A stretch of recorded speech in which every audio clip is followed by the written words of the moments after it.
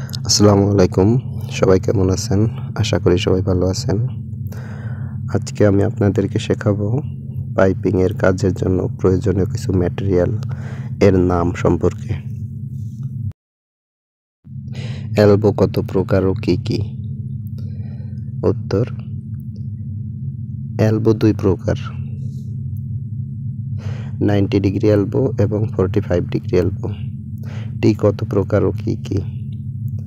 টি সাধারণত 2 প্রকার, ইকুয়াল টি ও আনইকুয়াল টি। রিডিউসার কত প্রকার ও কি কি? রিডিউসার 2 প্রকার, কনসেন্ট্রিক রিডিউসার, ইসেন্ট্রিক রিডিউসার।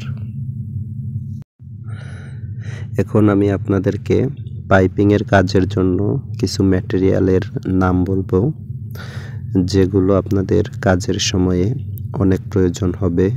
আর এগুলোর নাম না জানলে আপনারা কখনোই পাইপিং এর ড্রয়িং শিখতে পারবেন না। আমি এক এক করে ম্যাটেরিয়ালগুলোর নাম বলছি: ওয়েন্ডুলেট, থেরেডুলেট, সকোলেট, নিপোলেট, সিপোলেট। এই ম্যাটেরিয়ালগুলো পাইপিংয়ের কাজের সময়ে সবসময় প্রয়োজন হয় এবং এগুলো না জানলে আপনারা কখনোই পাইপিংয়ের ড্রয়িং শিখতে পারবেন না।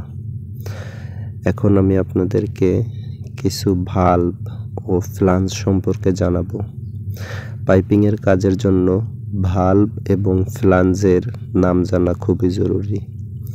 তাই আমি আপনাদেরকে কয়েকটি প্রয়োজনীয় ফ্লাঞ্জ ও ভালভের নাম বলছি: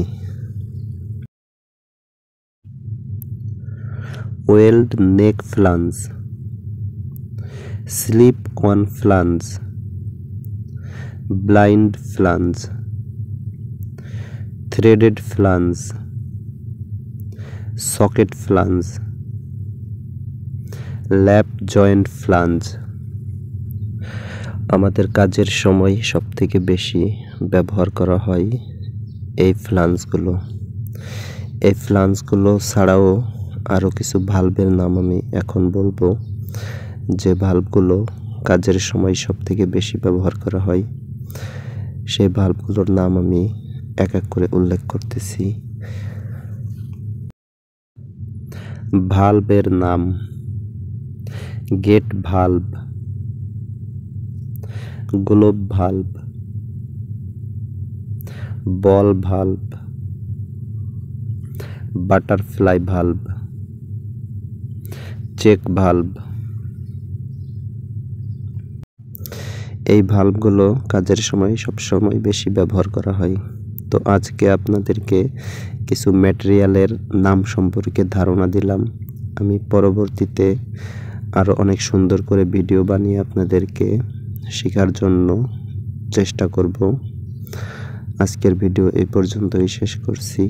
আমার চ্যানেলটিকে সবাই সাবস্ক্রাইব করবেন। আমি পরবর্তীতে অনেক সুন্দর করে ড্রয়িংয়ের ভিডিও নিয়ে আপনাদেরকে ড্রয়িং শেখাবো।